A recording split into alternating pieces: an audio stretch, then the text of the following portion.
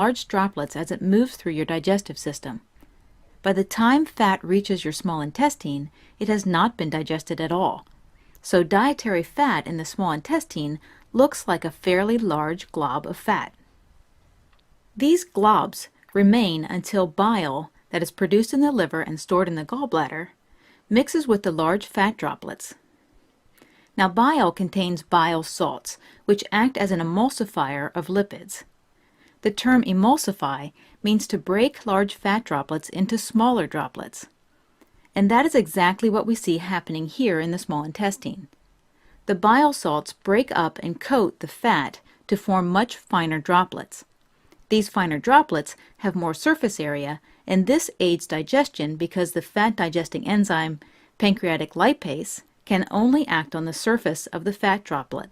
The enzymes of the small intestine are responsible for almost all of the fat digestion.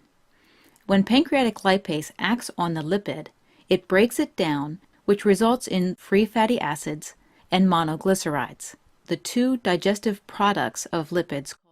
These products are much easier for your small intestine to handle, and they have very little trouble being absorbed out of your digestive tract. Now, absorption takes place through the mucosal lining of the small intestine, and when these products pass through the mucosa, they enter the epithelial cells. Once inside the cells, the free fatty acids and monoglycerides enter the endoplasmic reticulum, which is a system inside the cell whose functions include synthesis and transport of lipids.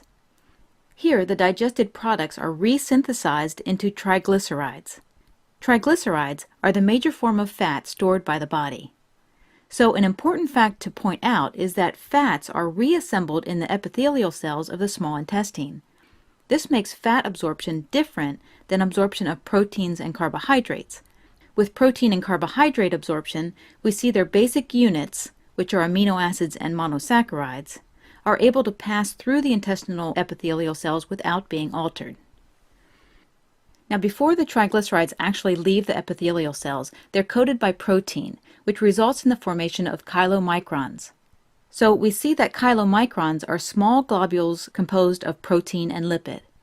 The coating of protein gives the triglyceride a water-soluble coat, and this allows the chylomicron to travel outside of the cell. The newly formed chylomicrons leave the epithelial cell and enter the lymphatic capillaries, which are called lacteals. The lacteals are a unique way fats are absorbed, because lipids pass through the lymphatic system before they make their way back to your bloodstream. These fats can now travel around your body. They are used to